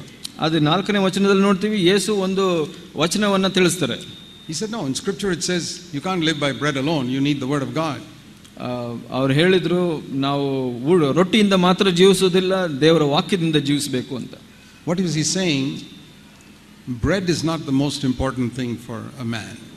ಅಲ್ಲಿ ಯೇಸು ಏನು ಹೇಳ್ತಾ ಇದ್ರು ಅಂದ್ರೆ, ರೊಟ್ಟಿಯೇ ಒಬ್ಬ ಮನುಷ್ಯನಿಗೆ ಮುಖ್ಯವಾದದ್ದಲ್ಲ. The most important thing for man is to listen to God and do what he says.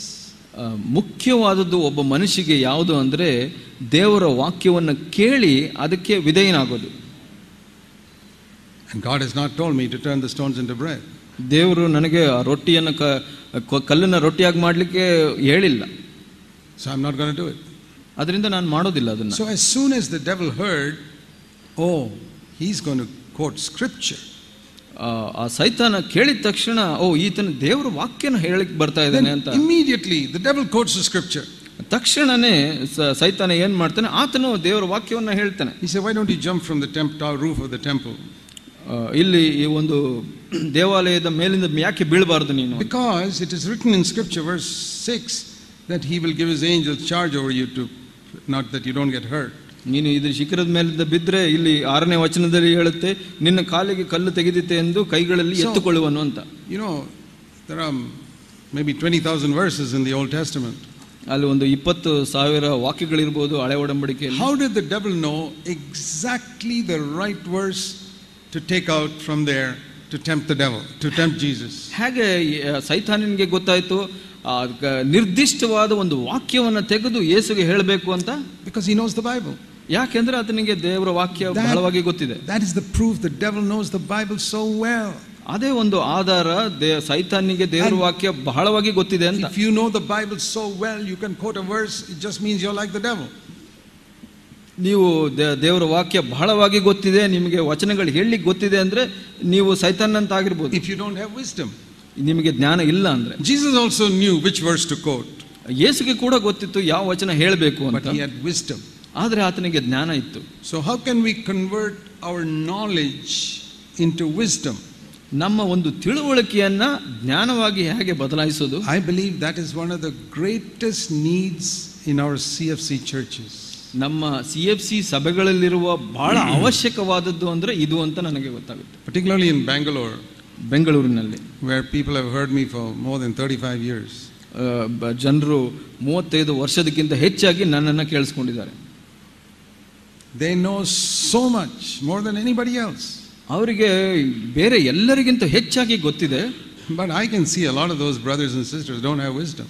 ಅದರಲ್ಲಿ ನಾನು ನೋಡ್ತೀನಿ ಸರಳವಾಗಿ ಅವರಿಗೆ ಜ್ಞಾನ ಇಲ್ಲದೆ ಇರೋದನ್ನು. They are so sluggish in their Christian life. ಅವರ ಕ್ರಿಸ್ತಿಯ ಜೀವಿತದಲ್ಲಿ ಕಾಲು ಎಳೆಯೋರಾಗಿದ್ದಾರೆ. When we have an open time of sharing, everybody is quiet. ನಾವು ವಾಕ್ಯವನ್ನು ಹಂಚಬೇಕು ಅನ್ನುವಾಗ ಎಲ್ಲರೂ ನಿಶ್ಶಬ್ದರಾಗಿರ್ತಾರೆ. If you ask people to pray, they are quiet. ಅವರು ಪ್ರಾರ್ಥನೆ ಮಾಡಿ ಅಂದ್ರೆ ನಿಶ್ಶಬ್ದರಾಗಿರ್ತಾರೆ. It's all lack of wisdom.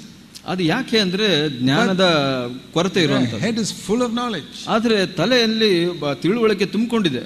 So I can see there that it is possible to have so much knowledge and zero wisdom. ನನಗೆ ಅದರಿಂದ ಏನು ಗೊತ್ತಾಗುತ್ತೆ ಅಂದ್ರೆ, ಒಬ್ಬ ಮನುಷ್ಯನಿಗೆ ಹೆಚ್ಚು ತಿಳುವಳಿಕೆ ಇರಬಹುದು, ಆದರೆ ಜ್ಞಾನ ಇಲ್ಲದೆ ಇರಬಹುದು ಅಂತ. You know, knowledge is like the food we eat. ಒಂದು ತಿಳುವಳಿಕೆ ಅಂದ್ರೆ ಊಟ ಮಾಡಿದಾಗೆ. We all need food to eat. ನಮಗೆಲ್ಲ ಊಟದ ಅವಶ್ಯಕತೆ ಇದೆ ಜೀವಿಸಲಿಕ್ಕೆ. Bible knowledge is like that. ಬೈಬಲಿನ ತಿಳುವಳಿಕೆ ಕೂಡ ಹಾಗೇನೆ. But think if you eat your food and it just accumulates in your stomach. ನೀವು ಈಗ ಯೋಚನೆ ಮಾಡಿ, ನೀವು ಊಟ ಮಾಡಿದ್ದು ನಿಮ್ಮ ಹೊಟ್ಟೆಯಲ್ಲೇ ಉಳ್ಕೊಳ್ಳುತ್ತೆ ಅಂತ. And it does not get digested and go into all parts of your body.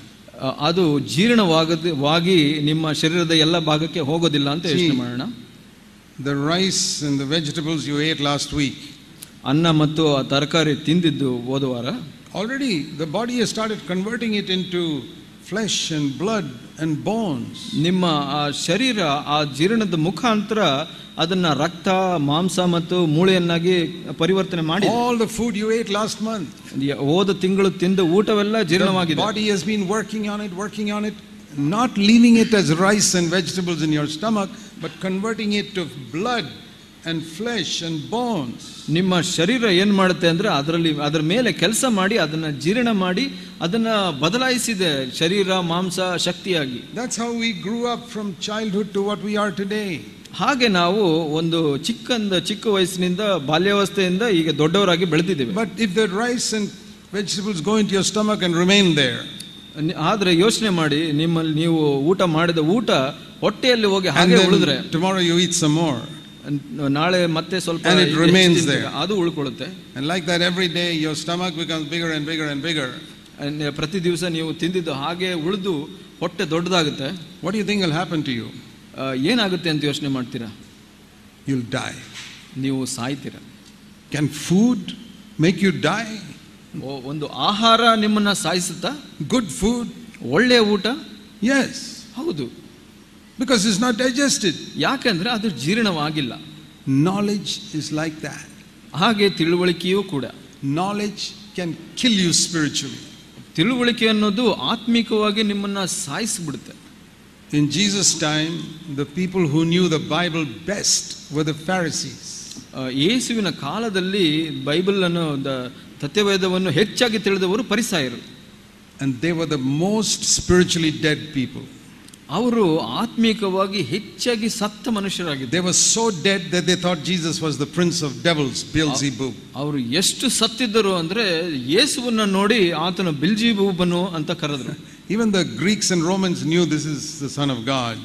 ಗ್ರೀಕರು ರೋಮನರು ಈತನ ದೇವರ ಮಗನು ಅಂತ ಹೇಳಿದರು. But the Pharisees who studied the Bible said no, he's the devil. ಫರಿಸಾಯರು ಸತ್ಯವೇದವನ್ನು ಹೆಚ್ಚಾಗಿ ಓದಿದವರು ಈತ ಸೈತಾನನ ಮಗನು ಅಂತ ಹೇಳಿದರು. How can you read the Bible so much and be so blind?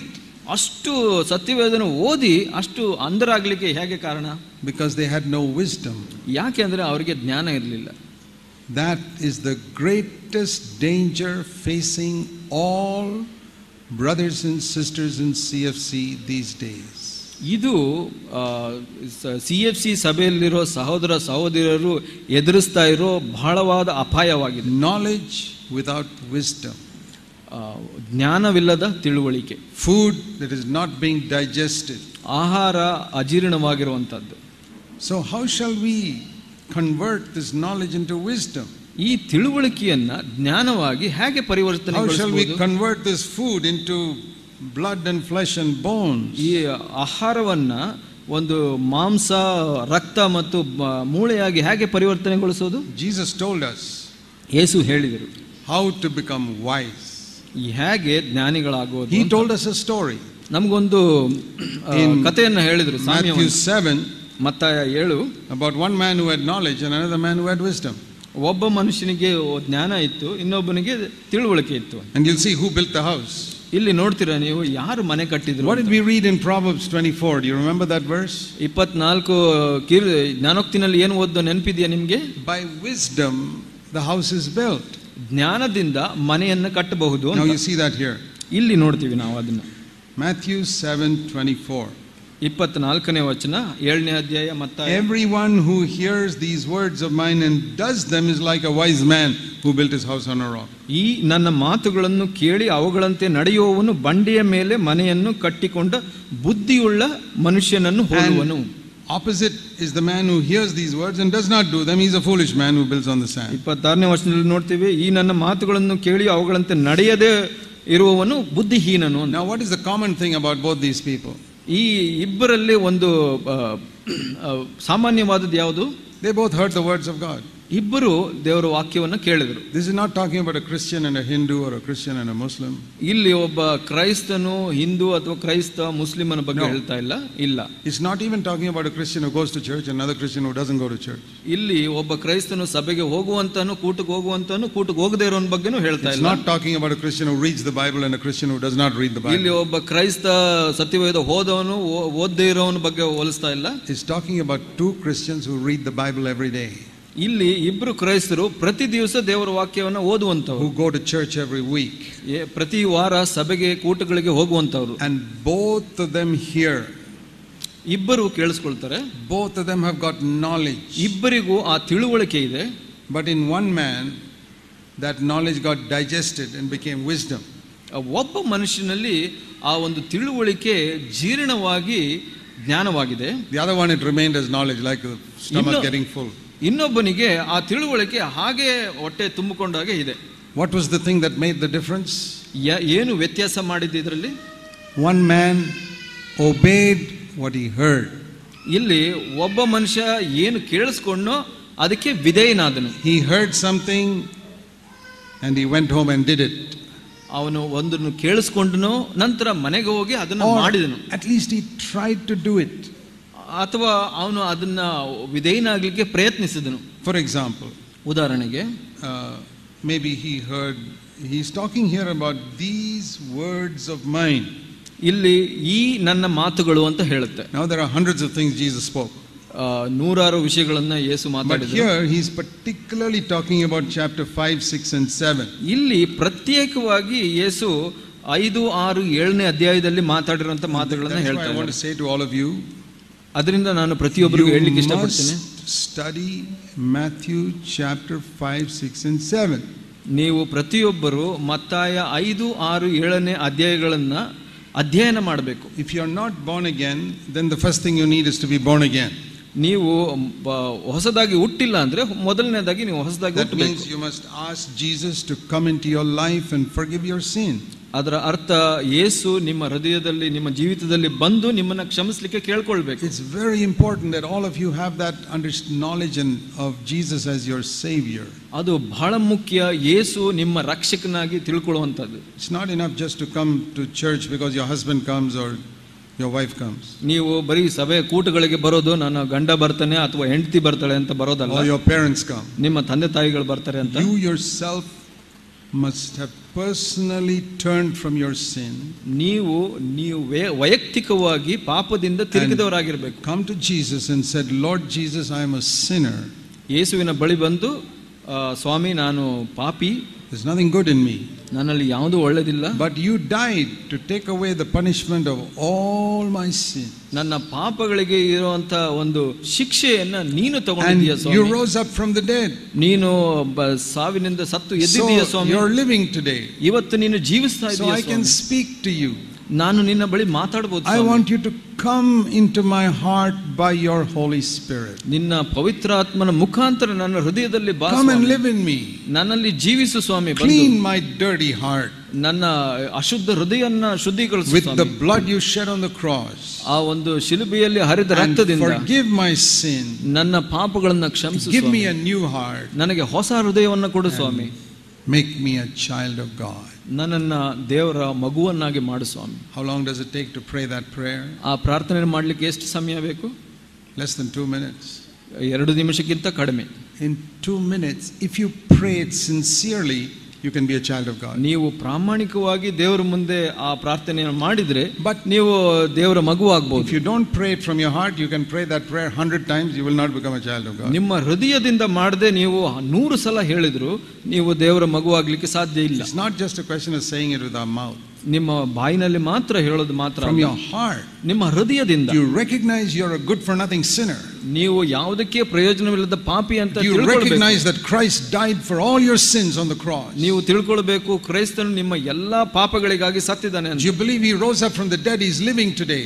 ಆತನು ಸತ್ತಿದ್ರಿಂದ ಎದ್ದು ಇವತ್ತು ಜೀವಿಸ್ತಾ ಇದ್ದಾನೆ. Are you willing to give your life to him? ನಿಮ್ಮ ಜೀವಿತನ ಕೊಡ್ಲಿಕ್ಕೆ ತಯಾರಿರಬೇಕು. Are you willing to ask him to help you to give up all your bad habits? ನೀವು ಆ ಸಹಾಯವನ್ನ ಕೇಳಲಿಕ್ಕೆ ಇಷ್ಟ ಇದೆಯಾ? ನಿಮ್ಮ ಎಲ್ಲ ಕೆಟ್ಟ ಪಾಪಗಳನ್ನ ಬಿಡಲಿಕ್ಕೆ. Then you can be a child of God immediately.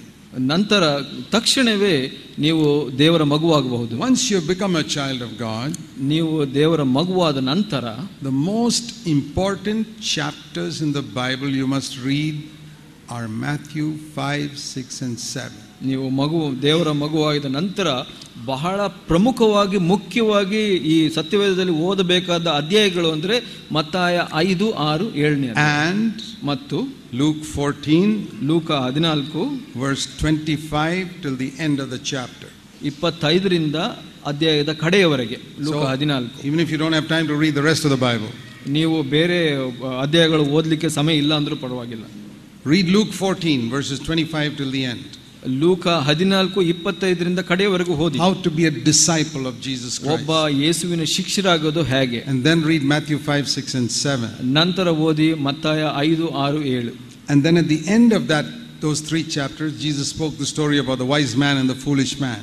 ಆ ಅಧ್ಯಾಯಗಳ ಕಡೆಗೆ ಯೇಸು ಇಲ್ಲಿ ಒಬ್ಬ ಜ್ಞಾನವಂತನು ಒಬ್ಬ ಬುದ್ಧಿಹೀನನ ಬಗ್ಗೆ ದೇವರು ಮಾತಾಡಿದರು. How did the wise man become wise? ಒಬ್ಬ ಜ್ಞಾನಿ ಹೇಗೆ ಜ್ಞಾನಿ ಆದನು?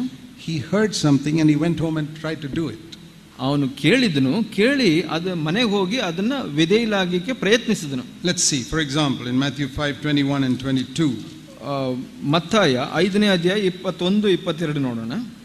Jesus said, ಇಲ್ಲಿ ಯೇಸು ಹೇಳಿದರು, under the Old Testament they told you don't commit murder. ಇಲ್ಲಿ ಹಳೆ ಒಡಂಬಡಿಕೆ ಪ್ರಕಾರ ನೀವು ನರಹತ್ಯೆ ಮಾಡಬಾರದು ಅಂತ ಹೇಳಿದ್ರು. But I say you shouldn't even be angry. ನಾನು ಹೇಳ್ತೀನಿ ನೀವು ಸಿಟ್ಟು ಕೂಡ ಮಾಡ್ಕೊಳ್ಬಾರ್ದು ಅಂತ. So the standard has become higher. ಆದ್ರೆ ಅದು ಪ್ರಮಾಣ ಹೆಚ್ಚಾಯಿತು ಇಲ್ಲಿ. Do you like the standard becoming higher or lower? What do you think is better? ಆ ಒಂದು ಪ್ರಮಾಣ ಹೆಚ್ಚಾಗ್ಲಿಕ್ಕೆ ಇಷ್ಟಪಡ್ತೀರಾ ಕಡಿಮೆ ಆಗ್ಲಿಕ್ಕೆ ಇಷ್ಟಪಡ್ತೀರಾ? Which is better? ಯಾವುದು ಒಳ್ಳೆಯದು? Do you wish that Jesus came and lowered the standard or raised the standard? ಯೇಸು ಬಂದು ಆ ಮಟ್ಟವನ್ನ ಪ್ರಮಾಣವನ್ನ ಕಡಿಮೆ ಮಾಡಿದ್ರೆ ಚೆನ್ನಾಗಿತ್ತು ಅಂತೀರಾ, ಹೆಚ್ಚು ಮಾಡಿದ್ರೆ ಒಳ್ಳೆಯದು ಅಂತೀರಾ? That's like asking, do you want your child to go from 3rd standard to 2nd standard or 3rd standard to 4th standard? ಅದು ಕೇಳೋದು ಹೇಗೆ ಅಂದ್ರೆ, ನಿಮ್ಮ ಮಗು 3ನೇ ತರಗತಿಯಿಂದ 4ಕ್ಕೆ ಹೋದ್ರೆ ಒಳ್ಳೇದಾ, 3ರಿಂದ 2ಕ್ಕೆ ಬಂದ್ರೆ ಒಳ್ಳೇದಾ ಅಂತ ಕೇಳೋದು. Which do you prefer? ಯಾವುದನ್ನ ನೀವು ಆರಿಸ್ಕೊಂತೀರಾ? Very simple. ಬಹಳ ಸರಳವಾದದ್ದು. Is anybody here who wants a child to go from 3rd standard to 2nd standard? ನಿಮ್ಮಲ್ಲಿ ಯಾರಾದರೂ ನಿಮ್ಮ ಮಗು 3ರಿಂದ 2ನೇ ತರಗತಿಗೆ ಬರಬೇಕು ಅಂತ ಇಷ್ಟಪಡ್ತೀರಾ? No. ಇಲ್ಲ. We want them to go higher. ನೀವು ಅವ್ರ ಮೇಲೆ ಹೋಗ್ಲಿಕ್ಕೆ ಇಷ್ಟಪಡ್ತೀರಾ? So Moses came with a standard, Jesus made it higher. ಮೋಶೆ ಒಂದು ಮಟ್ಟದಲ್ಲಿ ಬಂದನು, ಆಗ ಯೇಸು ಅದನ್ನ ಹೆಚ್ಚಿಸಿದನು. Moses said don't murder, Jesus said don't even be angry. ಮೋಶೆ ಹೇಳಿದನು ನರಹತ್ಯೆ ಮಾಡಬಾರದು ಅಂತ, ಯೇಸು ಹೇಳಿದನು ಸಿಟ್ಟು ಮಾಡಬಾರದು. When the foolish man hears that, ಒಬ್ಬ ಬುದ್ಧಿಹೀನನು ಅದನ್ನ ಕೇಳಿದಾಗ, he heard it in the church, ಅದನ್ನ ಸಭೆಯಲ್ಲಿ ಕೇಳಿಸಿಕೊಂಡು he goes home, ಮನೆಗೆ ಹೋದನು, he doesn't care about it. ಅದರ ಬಗ್ಗೆ ಚಿಂತನೆ ಮಾಡೋದಿಲ್ಲ. For the next 20 years he keeps on getting angry with his wife, he is not even bothered. ಇನ್ನು 20 ವರ್ಷ ತನ್ನ ಹೆಂಡತಿ ಜೊತೆ ಜಗಳ ಮಾಡ್ಕೊಂಡು ಸಿಟ್ಟು ಮಾಡ್ತಾ ಇರ್ತಾನೆ, ಆದ್ರೆ ಅದ್ರ ಬಗ್ಗೆ ಯೋಚನೆ ಮಾಡಲ್ಲ. His house will collapse. ಅವನ ಮನೆ ಬಿದ್ದು ಹೋಗುತ್ತೆ. Because he's a foolish man. ಯಾಕಂದ್ರೆ ಅವನು ಬುದ್ಧಿಹೀನನು. He thinks his house will stand because he's going to church every Sunday. ಅವನು ಅನ್ಕೊಂತಾನೆ ನಾನು ಸಭೆಗೆ ಹೋಗ್ತಾ ಇದ್ದೀನಲ್ಲ ಅದರಿಂದ ಮನೆ ನಿಲ್ಲುತ್ತೆ ಅಂತ. But what is he getting in church? ಆದ್ರೆ ಸಭೆಯಲ್ಲಿ ಏನು ಸಿಗ್ತಾ ಇದೆ ಅವನಿಗೆ? All the knowledge that the devil has. ಆ ಸೈತಾನ್ಗೆ ಇರುವಂತ ಎಲ್ಲ ತಿಳುವಳಿಕೆ ಅವನಿಗೂ ಸಿಗ್ತಾ ಇದೆ. Do you think the devil doesn't know Matthew chapter 5? ನೀವು ಅನ್ಕೊಂತೀರಾ ಸೈತಾನ್ಗೆ ಮತ್ತಾಯ 5 ಗೊತ್ತಿಲ್ಲ ಅಂತ? He knows it better than you. ನಿಮಗೆಲ್ಲರಿಗಿಂತ ಆತನಿಗೆ ಹೆಚ್ಚಾಗಿ ಗೊತ್ತಿದೆ. Can you quote every verse in Matthew 5 by heart? ನೀವು ಹಾಗೆ ಬಾಯಿನಲ್ಲಿ ಹೇಳ್ತೀರಾ, ಬಾಯಿಪಾಠವಾಗಿ ಹೇಳ್ತೀರಾ 5ನೇ ಅಧ್ಯಾಯವನ್ನ? Can you say Matthew 5 without looking at it?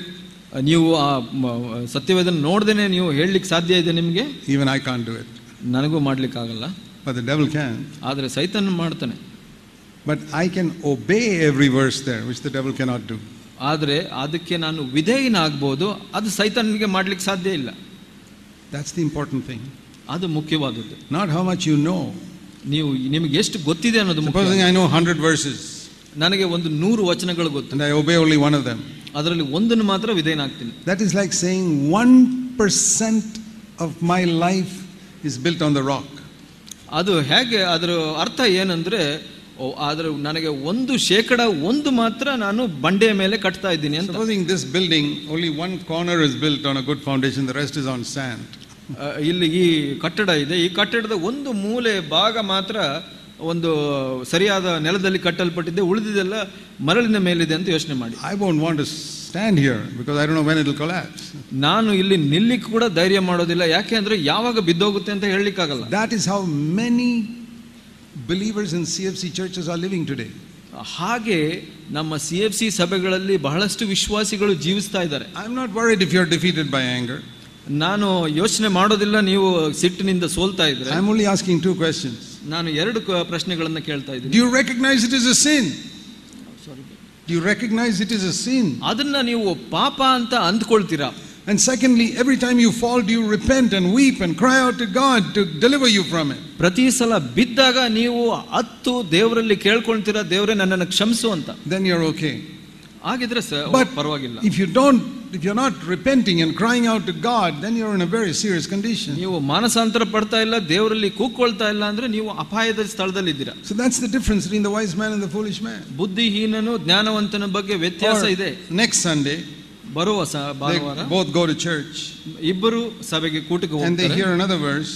ಇನ್ನೊಂದು ವಚನವನ್ನು ಓದ್ತಾರೆ. Jesus said, ಯೇಸು ಹೇಳಿದನು, Matthew 5:27 and 28. 27-28ನೇ Yeah, Moses said, don't commit adultery. ಮೋಶೆ ಹೇಳಿದನು ವ್ಯಭಿಚಾರ ಮಾಡಬಾರದು ಅಂತ. I say to you, you should not even lust with your eyes after a woman. ನೀನು ಕಣ್ಣಿನಲ್ಲಿ ಕೂಡ ಹೆಣ್ಣನ್ನ ನೋಡಿ ಮೋಹಿಸಬಾರದು ಅಂತ. You must not look at dirty pictures of women who are not dressed properly. ನೀವು ಒಂದು ಹೆಣ್ಣು ಸರಿಯಾಗಿ ವಸ್ತ್ರವನ್ನ ಧರಿಸದ ಚಿತ್ರಗಳನ್ನು ನೋಡಬಾರದು. You must not look at pictures on the computer which are just provoking your lust. ನೀವು ಕಂಪ್ಯೂಟರ್ ನಲ್ಲಿ ಬರುವಂತ ಆ ನಗ್ನ ಚಿತ್ರಗಳನ್ನ ಯಾವುದು ನಿಮ್ಮ ಒಂದು ಮೋಹವನ್ನ ಕೆರಳಿಸುತ್ತೋ ಅದನ್ನು ನೋಡಬಾರದು. Yeah, the two men in the church both hear it. ಎರಡು ಈ ಜನರ ಮನುಷ್ಯರ ಬಗ್ಗೆ ಮಾತಾಡ್ತಾ ಇದ್ದು ಅವರಿಬ್ರು ಕೇಳ್ತಾರೆ ಸಭೆನಲ್ಲಿ. One man says, it's not serious. ಒಬ್ಬ ಹೇಳ್ತಾನೆ, ಇದು ಗಂಭೀರವಾದದ್ದಲ್ಲ. I look at it and then I ask God to forgive me. ನಾನು ನೋಡ್ತೀನಿ, ಆಮೇಲೆ ದೇವರಿಗೆ ಕ್ಷಮಿಸ ಕೇಳ್ತೀನಿ. It's not serious. ಅದು ಅಪಾಯ ಅಷ್ಟು ಗಂಭೀರವಾದದ್ದಲ್ಲ. The other person cries out to God, Lord, please help me. I don't want to fall. I find a great pressure in me. ಇನ್ನೊಬ್ಬ ವಿಶ್ವಾಸಿ ಏನ್ ಮಾಡ್ತಾನೆ, ದೇವರೇ ನನ್ನನ್ನು ಕ್ಷಮಿಸು, ನನಗೆ ಬಹಳ ಕಷ್ಟ ಆಗ್ತಾ ಇದೆ, ನನಗೆ ಸಹಾಯ ಮಾಡು ಅಂತ. They both come and sit in the church for many years. ಅವರು ಇಬ್ಬರು ಸಭೆಯ ಕೂಟಗಳಲ್ಲಿ ಬಹಳ ವರ್ಷ ಕುಳಿತುಕೊಳ್ತಾರೆ. Outwardly they look very spiritual. ಹೊರಗಡೆಯಿಂದ ನೋಡಿದ್ರೆ ಇಬ್ಬರು ಆತ್ಮಿಕರಾಗಿ ಕಾಣಿಸ್ತಾರೆ. In fact, the foolish man may be able to sing better than the wise man. ಒಬ್ಬ ಬುದ್ಧಿಹೀನನು ಬಹಳ ಚೆನ್ನಾಗಿ ಹಾಡಬಹುದು, ಒಳ್ಳೆ ಆತ್ಮಿಕನಾಗಿ ಕಾಣಿಸಬಹುದು. He thinks he's more spiritual because he can sing so well. ಅವನು ಚೆನ್ನಾಗಿ ಹಾಡೋದ್ರಿಂದ ನಾನು ಆತ್ಮಿಕನು ಅಂತ ಅನ್ಕೊಳ್ಬಹುದು. That shows how stupid he is. ಅದು ತೋರಿಸುತ್ತೆ ಅವನು ಎಷ್ಟು ಬುದ್ಧಿಹೀನನು ಅಂತ. You can sing well, you can do so many things well, it means nothing if you can't obey well. ನೀವು ಹಾಡನ್ನ ಚೆನ್ನಾಗಿ ಹಾಡಬಹುದು, ಬಹಳಷ್ಟು ವಿಷಯಗಳನ್ನ ಕೂಟಗಳಲ್ಲಿ ಮಾಡಬಹುದು, ನೀವು ವಿಧೇಯರಾಗ್ಲಿಕ್ಕೆ ಗೊತ್ತಿಲ್ಲ ಅಂದ್ರೆ ಆತ್ಮಿಕರಲ್ಲ. What did Jesus say? ಯೇಸು ಏನು ಹೇಳಿದ್ರು? The wise man heard and did it. ಏನು ಯೇಸು ಹೇಳಿದ್ರು? ಆ ಒಂದು ಜ್ಞಾನವಂತನು ಕೇಳಿ ಅದಕ್ಕೆ ವಿಧೇಯನಾದನು. So his knowledge got converted into wisdom. ಆ ಒಂದು ತಿಳುವಳಿಕೆ ಅನ್ನೋದು ಜ್ಞಾನವಾಗಿ ಪರಿವರ್ತನೆ ಹೊಂದಿತು. So we can make a simple mathematical formula. ನಾವು ಒಂದು ಗಣಿತದ ಒಂದು ಸೂತ್ರವನ್ನ ಮಾಡ್ಕೊಳ್ಬಹುದು, ಸರಳವಾದ. Knowledge plus obedience equals wisdom. ತಿಳುವಳಿಕೆ plus ವಿಧೇಯತೆ ಜ್ಞಾನವಾಗುತ್ತೆ. Knowledge without obedience equals death. ತಿಳುವಳಿಕೆ ವಿಧೇಯತೆ ಇಲ್ಲದೆ ಇದ್ರೆ ಅದು ಸಾವಾಗುತ್ತೆ. So all of you know what you got. You know what you've got then. Is it death or wisdom? ನಿಮಗೆ ಏನು ಸಿಕ್ಕಿದೆ ಅಂತ ನಿಮಗೆ ಗೊತ್ತಾಗಿದೆ. Knowledge without obedience is foolishness. ಒಂದು ತಿಳುವಳಿಕೆ ವಿಧೇಯತೆ ಇಲ್ಲ ಅಂದ್ರೆ ಮೂರ್ಖತನವಾಗುತ್ತೆ. And the more knowledge you have without obedience, the more foolish you are. ನೀವು ಒಂದು ವಿಧೇಯತೆ ಇಲ್ಲದೆ ಹೆಚ್ಚು ತಿಳುವಳಿಕೆನ ಹೊಂದಿಕೊಂಡ್ರೆ ಹೆಚ್ಚು ಮೂರ್ಖರಾಗ್ತೀರಿ. It's like food not digested. ಅದು ಹೇಗೆ ಅಂದ್ರೆ ಒಂದು ಆಹಾರ ಜೀರ್ಣವಾಗದೇ ಇರುವಂತದ್ದು. It's not how much food you eat that makes you healthy, but how much is digested that makes you healthy. ಯಾವುದು ನಿಮ್ಮನ್ನ ಆರೋಗ್ಯವಂತರನ್ನಾಗಿ ಮಾಡುತ್ತೆ ಅಂದ್ರೆ ಎಷ್ಟು ಊಟ ಮಾಡ್ತೀರಾ ಅಷ್ಟಲ್ಲ, ಎಷ್ಟು ಜೀರ್ಣವಾಗಿದೆ ಅದು. Some people have digestive problem. They eat so much but they are still sick. ಕೆಲವರಿಗೆ ಜೀರ್ಣತೆಯ ತೊಂದರೆ ಇರುತ್ತೆ, ಅವ್ರು ಎಷ್ಟು ಊಟ ಮಾಡಿದ್ರು ಅದು ಜೀರ್ಣವಾಗೋದಿಲ್ಲ. Some people eat so little but they are healthy. ಕೆಲವರು ಕಡಿಮೆ ಆಹಾರನ ತಗೊಳ್ತಾರೆ, ಅವರು ಆರೋಗ್ಯವಂತರಾಗಿರ್ತಾರೆ. It's not a question of how much you eat. ಅದು ಎಷ್ಟು ನೀವು ತಿಂತೀರಾ ಅನ್ನೋದಲ್ಲ. It's not a question of how many meetings you go to. ನೀವು ಎಷ್ಟು ಕೂಟಗಳಿಗೆ ಹೋಗ್ತೀರಾ ಅನ್ನೋದು ಮುಖ್ಯ ಅಲ್ಲ. Going to a meeting is like eating. ನೀವು ಕೂಟಗಳಿಗೆ ಹೋಗೋದು ಅಂದ್ರೆ ಊಟ ಮಾಡಿದ ಹಾಗೆ. And if you listen to CFC messages, it's like having biryani every day. So ನೀವು CFC ಸಂದೇಶಗಳನ್ನ ಕೇಳ್ತಾ ಇದ್ರೆ ಅದು ಪ್ರತಿ ದಿವಸ ಬಿರಿಯಾನಿ ತಿಂದ ಹಾಗೆ. But that doesn't make you healthy if you don't digest it. ಅದು ಜೀರ್ಣವಾಗದೇ ಇದ್ರೆ ಅದು ನಿಮಗೆ ಆರೋಗ್ಯ ಕೊಡೋದಿಲ್ಲ. It is wisdom that builds the house. ಇದು ಒಂದು ಜ್ಞಾನ ಮನೆಯನ್ನ ಕಟ್ಟುತ್ತೆ. So let me show you this verse. ಅದರಿಂದ ನಾನು ಈ ವಚನವನ್ನು ತೋರಿಸಲಿಕ್ಕೆ ಇಷ್ಟಪಡ್ತೀನಿ. James in chapter 1. ಯಾಕೋಬನು ಅಧ್ಯಾಯ 1ರಲ್ಲಿ ನೋಡ್ಕೊಳ್ಳೋಣ. It says here in verse 5, 5ನೇ ವಚನದಲ್ಲಿ, if anyone lacks wisdom, let him ask God, and God will give to all men generously without reproach. It will be given to him. ನಿಮ್ಮಲ್ಲಿ ಯಾವನಿಗಾದರೂ ಜ್ಞಾನ ಕಡಿಮೆಯಾಗಿದ್ದರೆ ಅವನು ದೇವರನ್ನು ಕೇಳಿಕೊಳ್ಳಲಿ, ಅದು ಅವನಿಗೆ ದೊರಕುವುದು. ದೇವರು ಹಂಗಿಸದೆ ಎಲ್ಲರಿಗೂ ಉದಾರ ಮನಸ್ಸಿನಿಂದ ಕೊಡುವನಾಗಿರ್ತಾನೆ. See, God is a rich king. ದೇವರು ಒಬ್ಬ ಐಶ್ವರ್ಯವಂತ ರಾಜನಾಗಿದ್ದಾನೆ. If you go to him like a beggar, ನೀವು ಬಡವನಾಗಿ ಹೋದ್ರೆ ಆತನಲ್ಲಿ, he's not going to put 50 paise in your hand. ನಿಮ್ಮಲ್ಲಿ 50 ಪೈಸಾ ಹಾಕೋದಿಲ್ಲ ನಿಮ್ಮ ಕೈನಲ್ಲಿ. You're a beggar, here's 10,000 rupees. ನಿಮಗೆ ಒಂದು 10,000 ರೂಪಾಯಿ ಕೊಟ್ಟು ಬಿಡ್ತಾನೆ ರಾಜನು.